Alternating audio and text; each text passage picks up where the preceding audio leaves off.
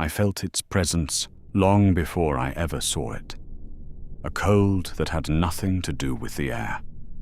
A weight between my shoulder blades, specific and deliberate, the particular sensation of being watched by something that has decided it is not yet done with you. I had felt fear before. I had hunted dangerous things in dangerous places, and I knew what fear felt like. This was not that. This was something underneath fear. Something that fear sits on top of the way ice sits on deep water. I turned, and for the first time in 9 days of running, 9 days of watching my companions disappear one by one into the dark between the trees, I looked directly into its eyes. I cannot tell you what I saw there. Not because I have forgotten, because there are no words in any language I know for what looks back at you from something that was once wise and ancient and connected to the living world, and has become something else entirely, or something that remembers wisdom the way a ruined building remembers architecture. The shape of it still present, the substance of it long gone. What I can tell you is that it was not angry. It was not afraid. It was not hunting us in any sense that the word hunting normally carries, with its implication of need, of hunger, of purpose that will be satisfied when the thing is caught. What looked back at me from between those trees had no need that I could identify, or no hunger that food would satisfy. What it had, in place of those things, was something I did not have a word for until much later, when I had been out of that forest long enough to think about it without my hands shaking. It was interested, the way that something is interested when it has been alone for a very long time and has found something that moves and makes sounds and tries desperately to escape, and has discovered that the trying is the part it finds compelling. We had been in Fangorn for 9 days when I saw its face. Let me tell you how we got there. The village of Aldmere sat on the western edge of Fangorn where the trees began. Not a large settlement.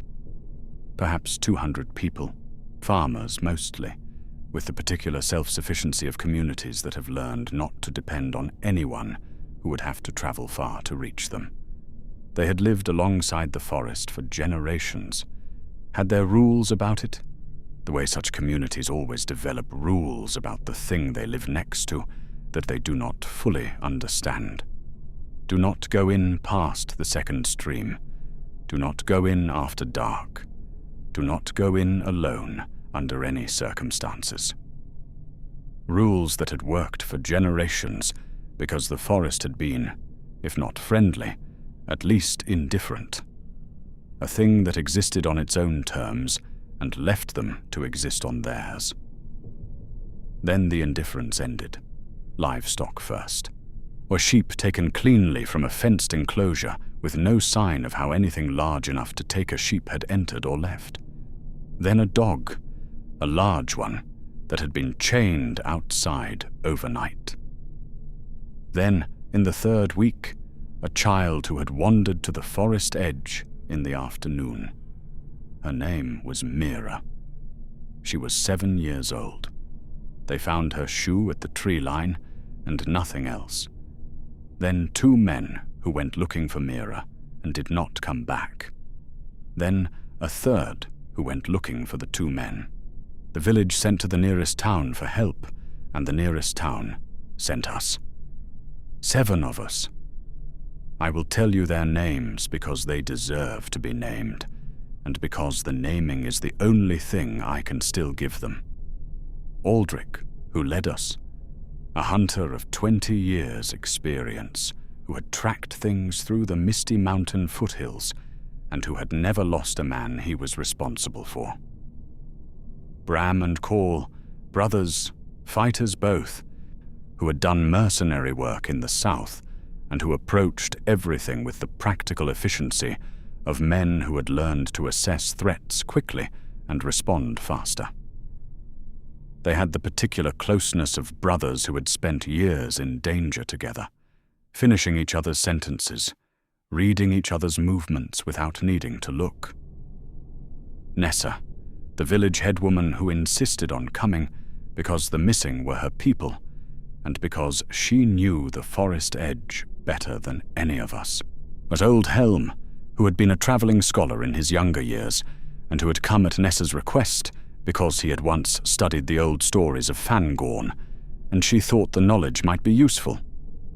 And Perrin, young, barely 20, who had been Myra's older brother, and who was not there for professional reasons, and myself.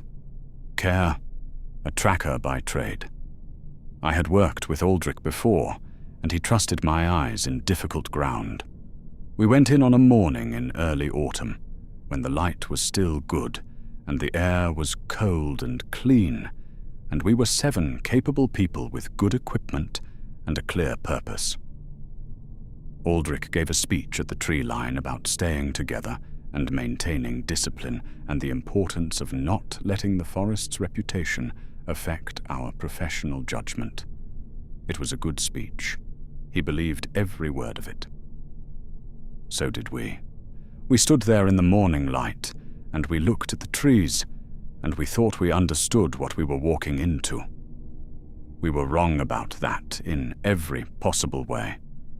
The forest took our professional judgment within the first hour. Fangorn is old in a way that other forests are not old.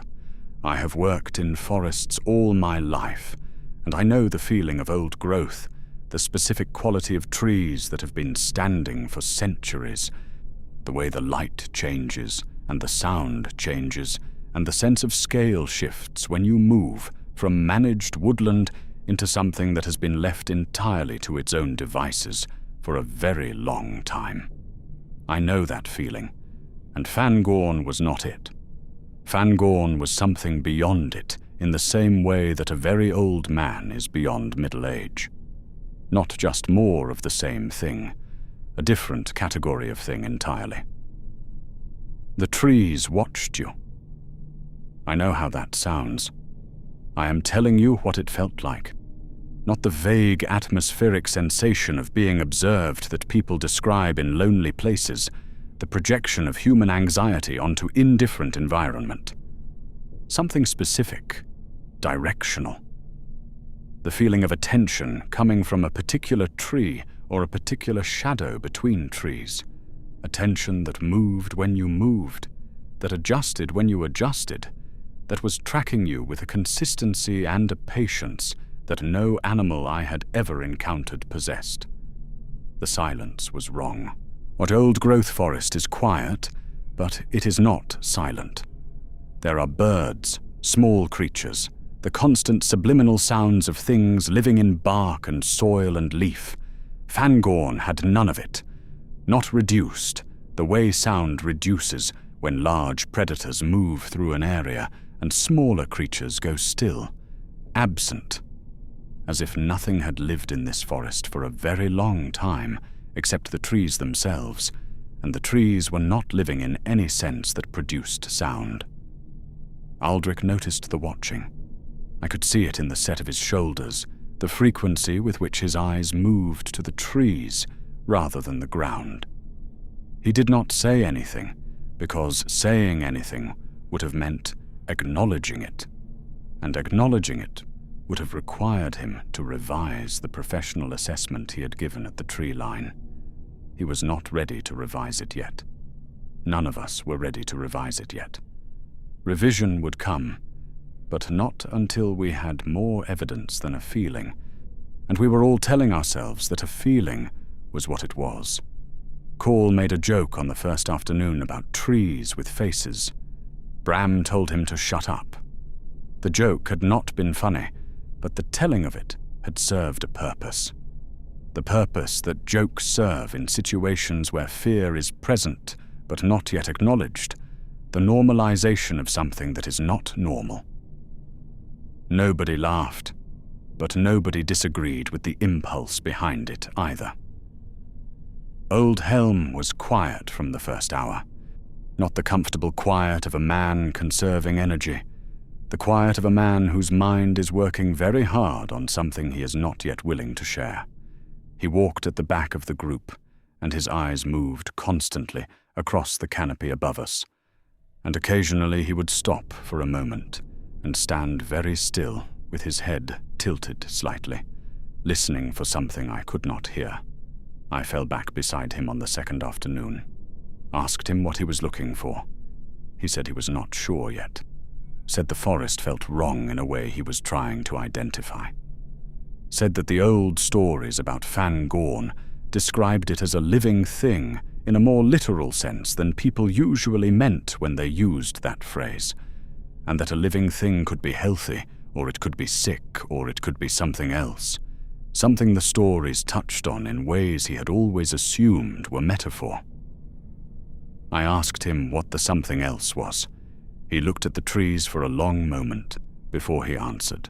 They said there were accounts, very old accounts, of the forest's guardians losing themselves, of something that was supposed to be wise and ancient and careful, becoming something that had kept the form of those qualities while losing everything that made them what they were.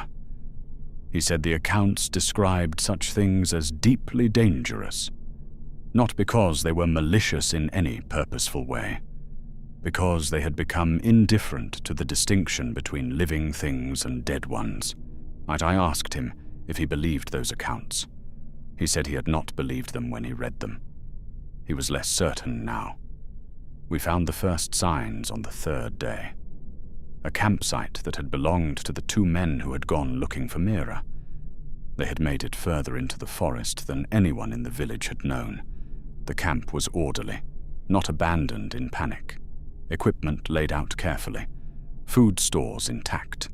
Fire pit cold, but not long cold. The kind of camp a careful man makes when he expects to return to it. As if they had simply stood up and walked away from everything they had brought with them into the trees and not come back. No signs of struggle. No blood. No indication of any large creature having been in the camp. The undergrowth around it undisturbed. No marks in the soft earth that would have been unavoidable if anything the size that would need to be responsible for the disappearances had moved through there, or just the absence of the two men and the presence of everything they had brought to keep themselves alive, left behind as if it had stopped mattering. Perrin stood in the middle of the camp for a long time without speaking. He had come to find his sister, and had found instead the evidence of two more people swallowed by the same nothing, and I watched him processing the arithmetic of that, and arriving somewhere very dark. He picked up a small carved figure from beside one of the bedrolls, or something one of the men had been whittling, and he put it in his pocket, and he did not speak for the rest of that day. Aldrich made us camp early that night, and posted watches, and said nothing was getting into the camp without us knowing about it. He checked the perimeter twice before he slept. It was the action of a man who believes his actions can affect outcomes.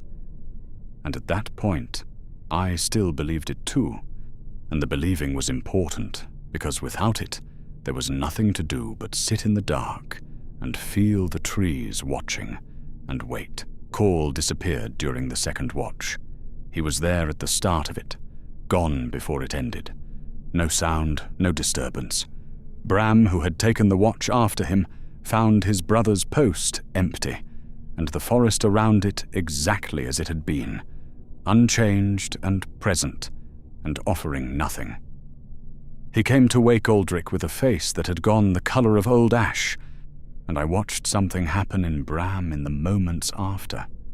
Something that did not resolve into grief, because grief required a body and a certainty, and he had neither.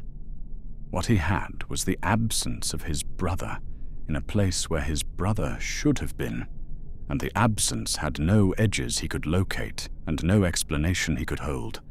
We searched for 2 hours, found nothing. Not a footprint in the wrong direction, not a broken branch, not a sound from anywhere in the dark between the trees, or nothing.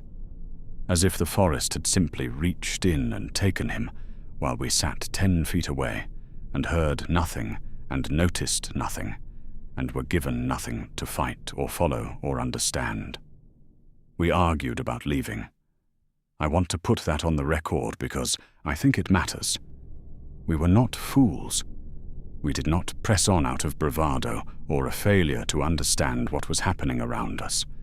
We pressed on because Bram wouldn't leave without his brother, and Perrin would not leave without some answer about his sister, and Nessa would not leave her missing villagers to whatever was in that forest, and Aldrich would not leave any of us, and Old Helm said that leaving might not be as simple as we thought, because he was beginning to suspect the forest was not arranged the same way going out as it had been going in. He was right about that. We discovered it definitively on the 5th day, when we turned back toward the tree line and walked for 6 hours, and found ourselves in a clearing we had passed on the 3rd day, 30 minutes after entering the forest. We stood in that clearing, and nobody said anything for a long time. The light through the canopy was exactly the same light it had been on the 3rd day. The fallen log at the clearing's edge was exactly where it had been. We had been walking confidently in what we believed was the right direction for 6 hours, and we were 30 minutes from where we had started. Then Old Helm sat down on that fallen log and told us what he thought we were dealing with. He had been piecing it together for days, he said. The quality of the watching, the way the forest moved around us without our noticing, the absence of any ordinary animal life, the specific character of the disappearances, clean and complete, and without evidence. He had been reading these things against the old accounts he had studied, and the picture they made was one he had been hoping would resolve into something else. It had not resolved into something else. The Ents, he said. Most people knew the name. Most people thought it meant the shepherds of the trees, ancient and slow and fundamentally benign, the gentle guardians of the old forests, the children's version, or the comfortable version that had been passed down through generations and that left out what the oldest accounts, the ones he had spent years in libraries reading, actually described. What happened to the ones who had been alone too long, who had lost the things that kept them connected to the wider world, who had gone, in the language of the oldest texts, wild. Bram said there was no such thing as Ents, that they were stories told to children to keep them from wandering into forests. But Old Helm looked at the clearing we had already seen once and said he had thought so too. Something had gone wrong in this forest, he said. Something very old had lost whatever it was that made it what it was supposed to be. And what was left when something ancient and powerful lost itself was not nothing. It was something worse than nothing, or something that retained the capacities of what it had been, without retaining the wisdom or the restraint or the understanding of why those capacities existed. A Hjorn, the oldest accounts called it. Something that had been an Ent, and was no longer, caught in the long dark space between what it had been and what it had become, and in that space something else had filled the emptiness. Perrin asked if it could be reasoned with. Old Helm said the reasoning part was what it had lost. What remained was older than reason, older than language, something that operated on impulses so deep and so ancient that they predated the categories we use to understand motivation. I asked him what it wanted with us. He was quiet for a long moment. Then he said he did not think it wanted anything from us in any purposeful sense. That wanting implied a concept of satisfaction, of a state that would be reached and completed, and he did not think the thing in this forest had access to that concept anymore. He thought it was interested in us, that there was a distinction between wanting and interest that mattered enormously, because interest, in something that had lost the ability to want things in any meaningful way, had no natural endpoint. no point at which it would be satisfied and stop. Nobody slept that night. We sat in the clearing with our backs against each other and our weapons drawn, and we waited for something to happen, and nothing happened, and the waiting was worse than something happening would have been, because at least something happening would have given us something to respond to. We lost Nessa on the 6th day. Lost is the wrong word. She was taken. In the middle of the afternoon, in reasonable light, 10 feet from the nearest member of our group, between one moment and the next. At one second she was there, and the next she was not, and the forest around us was exactly as it always was, unchanged and present and watching, offering us nothing to understand, and nothing to fight, and nothing to do with the horror of what had just happened, except to stand in it. Bram said he was done, said he was walking out regardless of what the forest did, and that anyone who wanted to live should follow him. He walked north for 4 hours and came back to the same clearing from a different direction, and sat down in the middle of it, and didn't speak again for the rest of that day. Whatever had been holding him together had reached its limit, and was on the other side of the limit now, and he was managing the remainder with a silence that was the only dignity left available to him. It was on the 7th day that I began to understand what old Helm had been trying to tell us. We had been assuming, all of us, that the disappearances were the point, that what was taking people was taking them for some purpose, however alien and however beyond our comprehension. Something that killed for territory or for food or for some motivation we could not map onto human categories, but that was nonetheless purposeful. On the 7th day, I stopped believing that. What changed my understanding was the waiting. The gaps between the disappearances were too long. We were in the forest. We could not leave. Whatever was moving around us in the trees could reach us whenever it chose, as it had demonstrated repeatedly and without effort. And yet it chose, consistently, to leave long stretches of nothing.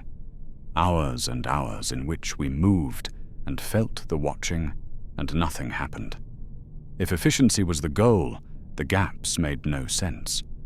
If hunger was the goal, the gaps made no sense. There was no model of purposeful predation that explained the specific rhythm of what was happening to us.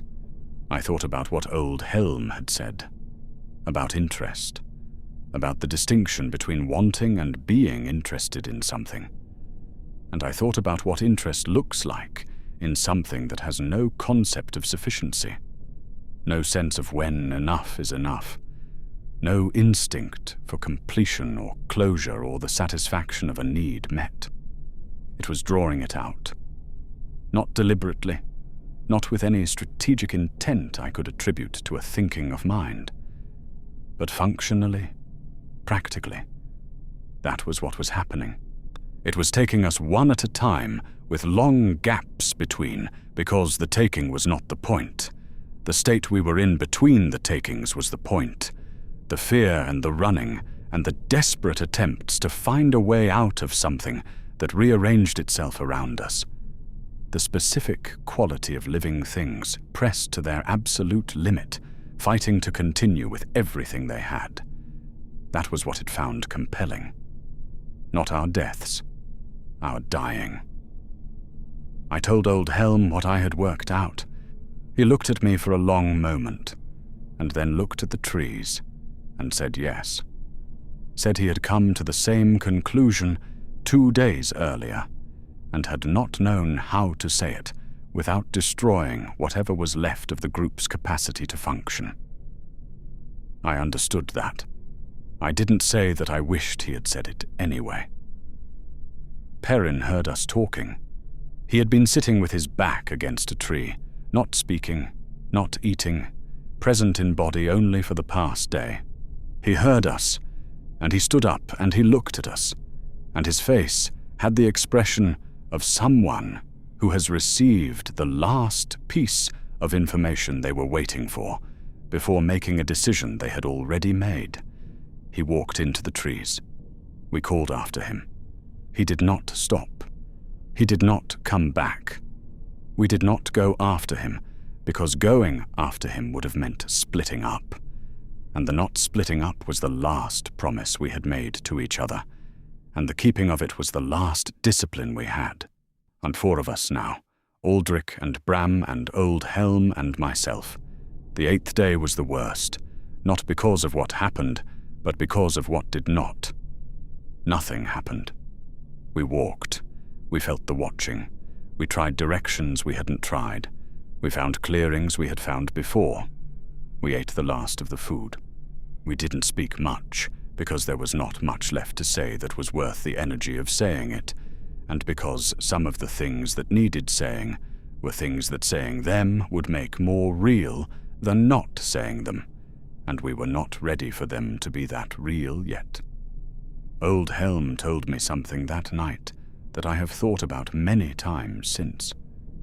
He said that the accounts he had studied described the Huorns as having once been among the wisest things in the world, but that they had shepherded the forests of Middle-earth since before men had arrived in it, had known the name of every tree and the history of every root and the long, slow stories that trees tell across centuries of growth and the deep grammar of the living world that nothing with a shorter lifespan could ever fully learn, had been, in whatever sense the word applied to things so unlike us, good, and then they had lost it.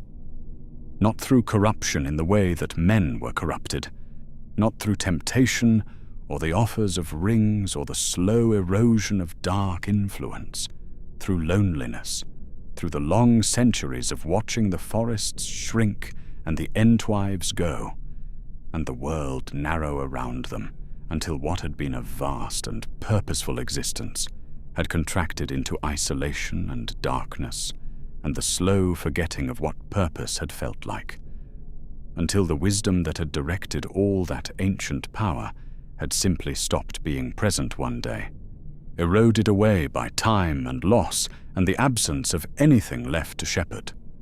What was left, he said, was the age and the power and the deep instincts, running without direction. And into the emptiness left by the wisdom, and something had filled the space that was not evil exactly, but was what you got when ancient power had nothing left to be used for, and found by accident that the fear and movement of living things in its territory was the only remaining stimulus that reached whatever it had, instead of a mind. He said he was sorry he had not understood sooner, said that if he had understood, he would have told Nessa not to come, and told Aldrich not to accept the commission, and told the village that what was in their forest was not something a hunting party could address, and that the correct response to it was not investigation, but distance. A great deal of distance, maintained permanently. I told him it was not his fault. He said he knew that, said he was not looking for absolution, just wanted to say it plainly while he still could. He was gone in the night. I was on watch, and Aldrich was on watch, and neither of us saw or heard anything. And when the light came up, Old Helm wasn't where he had been, and the forest around us was exactly as it always was. 3 of us on the 9th morning, Aldrich and Bram and myself. We did not discuss it. There was nothing left to discuss. We walked. We tried to find the edge of the forest the way you try to find the edge of something in a dream, knowing that the trying is probably futile, but unable to stop, because stopping means accepting what the trying not stopping has been protecting you from accepting. Bram went at midday. Aldrich was beside him, and I was 5 feet behind, and I watched it happen, and I cannot tell you what I saw, because what I saw was nothing. A movement at the edge of my vision. Bram's face turning toward it with an expression I had not seen on him before, in all the days we had been in that forest, or something that was beyond fear, something that fear had given way to when it had been sustained past the point where it could continue. A kind of acceptance that was also a kind of breaking.